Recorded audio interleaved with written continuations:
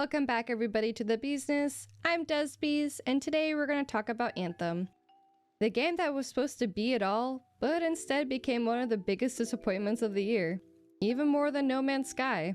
When this game was in development, it had easily become one of my most anticipated games to play, but upon release, it was met with heavy criticism, for many reasons. In this video, I will talk about the key features in the game design that I either considered to be the bee's knees, or not, and explain why I think that. So did Anthem deserve its criticism? Stick around to the end of the video, my answer might surprise you. With that being said, let's get into it. I adore the mech genre, and there had not been a game that came close to what Anthem was offering. Although we had games like Halo, Destiny, Titanfall, and Warframe, which are all good games, some better than others, they did not have the open-world quasi-MMO and action role-playing game that Anthem was boasting. Despite its disappointments, Anthem will always have a special place in my heart for many reasons, but I can't ignore the glaringly obvious flaws in its game design.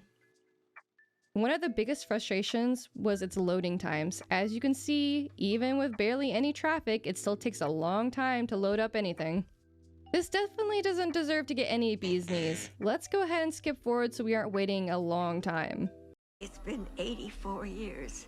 The first thing you notice about this game is the really well done animation and cutscenes, as you could tell from the intro of my video. We'll get more into this later on as it also ties with the storytelling and plot, but just looking at the animation and cutscenes for right now, it's easy to see that a lot of work was put into it. The animation is smooth and flows well, and the minor details put into it really impresses me. I'm especially amazed at the facial features and how realistic it looks. On top of that, the cutscenes work well with how the story progresses and nothing feels pushed or out of place. Some game cutscenes are so boring that you are desperately looking for the skip button, but not with this game. I thoroughly enjoyed sitting back, watching it flow like I was watching a show. Overall, I have no complaints when it comes to the cutscenes, and they get a strong bee's knees for their hard work. Another game feature that usually gets boring and you just end up screaming at your screen is dealing with tutorials. This game features 2 tutorials. English, do you speak it? One that cleverly allows you to start creating your character and learn the basics of your mech suit, which is your Javelin. And the second tutorial teaches you how to interact with the environment while you're in your Javelin. Right off the bat, you are thrown into the action, fighting off monsters and trying to get to your group. The entire map is well crafted and fun to explore, and I never get tired of running around killing things. It's really quick to introduce you to the enemies, and that's because it wants you to learn your weapons quickly. It also teaches you how to revive other members, which is a huge part of the game later on. The second tutorial is equally as much fun as the first one. It's even more visually appealing and throws you right into the middle of it. You get to taste the first flight as you really get a feel of how the environment works, and even see some of the awesome creatures that reside on the map. I don't know what this is, but I want to ride it into battle. Again, I didn't get bored playing this tutorial, because it really makes it feel like you're running a mission, which is good practice for later in the game. Considering both these tutorial mechanics, I feel like they deserve a bee's knee for how well they crafted each one.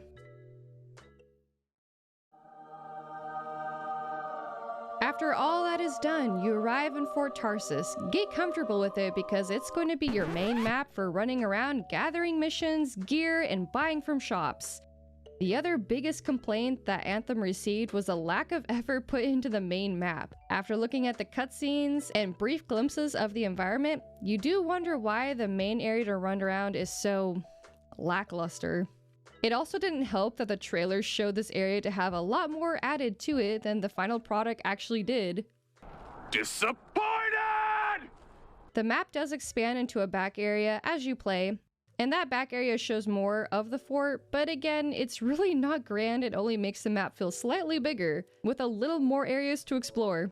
Overall, the map feels really tiny and disappointing. It does feel like they had plans to expand it, but it was poor planning on their part by giving out an incomplete game. The biggest disappointment for me was the fact that I couldn't see other players running around. It really took away the multiplayer element that you would want with, a multiplayer game. The only area where you can actually interact with other players was the loading dock, but it was so unimpressive that I won't even bother showing it. The whole map reminded me of Warframe and how they have multiplayer aspects, but not a full multiplayer, which works well with other genres, but not open world in my opinion. I will give them some kudos for their very cool minor details like how the NPCs will move out of your way, and how characters will turn to look at you if they're wanting to talk. Their cutscenes and voice dialogue is also fantastic on this map, much like this scene. Do you ever regret missing out on the glory days? Back when freelancers were treated like heroes. Contracts would just fall into their laps. Everywhere they went, they were given respect. And free sandwiches. Free sandwiches? Yeah, I haven't had my lunch yet, I'm starving. We're on a tight budget here. Budget has room for sandwiches. You're probably right. Collectively, all these elements are very impressive, but it wasn't enough to shadow how unimpressive the map was. At the end of the day, they still did not give out what was promised, and for that, they do not get a bee's knees stamp of approval. Once you move on from the map, you get pretty acquainted with the Javelin units. These mech suits come in 4 different options to fit your playstyle. You have the Interceptor, which is one of my favorite playstyles, a fast melee type Javelin. It's built for speed and getting in enemies' faces to cause big damage, and then getting out of the way. They are squishy javelins that can't take much damage, but they are good for players that are quick thinkers. Next is the Colossus, the tank javelin. This mech is built for massive damage and taking massive damage. It's always good to be paired up with the Colossus since they become both the arm and the shield of other javelins that aren't as sturdy. After Colossus is the Ranger. This javelin is a balanced javelin with decent speed, firepower, and damage output. If you can't have a Colossus on your team, the next best thing is a Ranger. It is also one of the easier javelins to play and good when soloing. Lastly is the Storm Javelin, a cool elemental powerhouse that deals massive damage from a distance. It is the mage of the javelins and will rain down fire and electricity on enemies. They do all this while hovering in the air, away from the battlefield since they can't take a whole lot of damage. Once you pick your preferred javelin, you can use the Forge to customize that unit. There's 2 menus you can choose from, loadout and appearance. Appearance is obviously about changing your javelin's colors, material on your javelin, and body modification.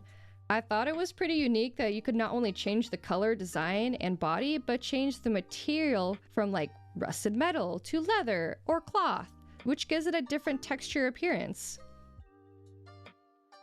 The loadout screen is where you can change your weapons. Each javelin loadout is pretty much the same, but some javelins have a slightly different feature. I won't be showing them all, but for the Interceptor, it has your main weapons, which are your guns, and it also houses your main melee weapon. The Assault system has throwing weapons like grenades and glaives for this particular unit. The Strike system allows you to select powerful strike attacks that will cause a lot of damage. Each strike is unique depending on the javelin, like homing missile attacks or charged melee attacks. Components have all of your javelins boosting features like more armor or cooling add-ons that lengthen your flight time. Finally, the support system has abilities that help support your teammates, which comes in handy when fighting in groups, but there are some abilities that help even when you are soloing. Based on the unique way they created the javelins, it really made it feel like they fit perfectly to work with each other. I'm going to give them 1 B knee, and that's because the javelins really felt like they were perfectly crafted to work together and there was no overlaps. Why not 2 knees, you say?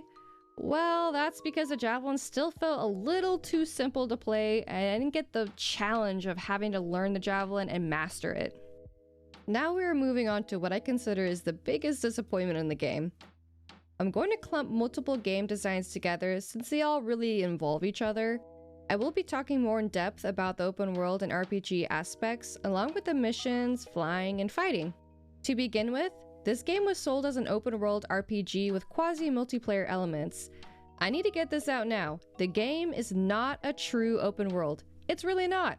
The map is incredibly small and does not have the open world feel you would expect with a game that says it's an open world. The world is really beautifully crafted, and I enjoy the interactions you have with your environment, like how the wind, rain, and waterfalls can cool down your jets, but it still feels linear and limited in the range of where you can go.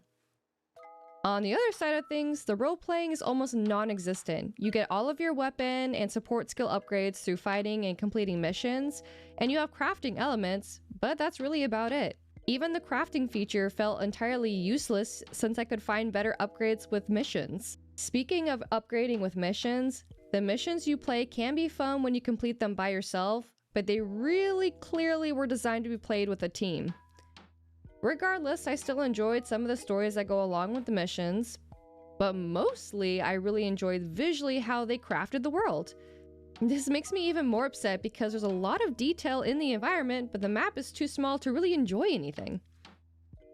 What I thoroughly enjoyed was the fighting and flying design they added to this game. I have not found a game that is as smooth when it comes to flying, shooting, melee, and switching in between all of them at a moment's notice.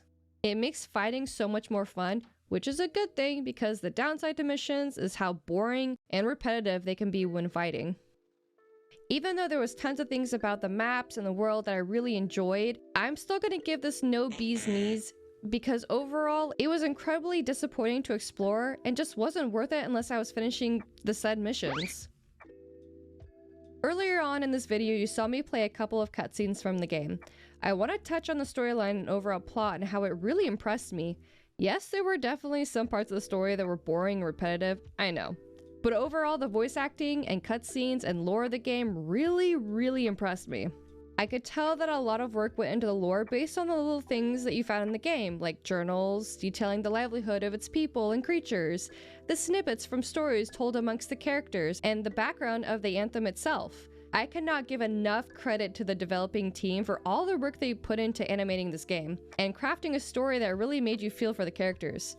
Of course, this is all opinion-based, as I've seen some people hate the story. Some of the missions even cash in on that lore, like the mission of relighting the memorial shrines in honor of the fallen freelancers, who at this point were hated by everyone.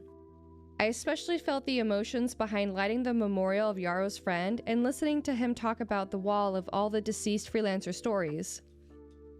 All of this is important because the main motto of a freelancer is strong alone, strong together. This game was designed to be played with other people. In fact, it might have been its driving theme due to everything being built around that idea. This theme, along with its story and voice acting, I feel deserves 2 big bee's knees approval stamps. Well done to the storyline development team for their hard work. Sadly, that theme of coming together crumpled under their glaring flaws in the game. The game design behind the story, the Javelins, and the missions all became weaker because they were designed in a way that's supposed to support this idea that people are stronger together. Once that basis is destroyed, everything else becomes weak and unnecessary at this point. The game eventually imploded upon itself. There's still a couple of loyal players that will join, much like myself, but the world is dead. The story is dead. So does Anthem deserve all of its criticism? Absolutely. They had such a strong idea that could have become an amazing game, but everything felt like it was half done and not completed. There was disappointment everywhere you looked, and knowing that it could have been amazing makes it even more disappointing. All in all, the criticism was valid, and the only thing I can say at this point is for other games to learn from Anthem's mistakes. Well, that concludes my video. Please like and subscribe for more content. I will be pretty busy the next few weeks due to getting our booth ready at Comic-Con, but in the meantime, check out my Twitch channel for even more content. That's twitch.tv/desbees, again, twitch.tv/desbees. Thanks for getting into the business with me, and I hope you have a great day. And yes, even you, Anthem.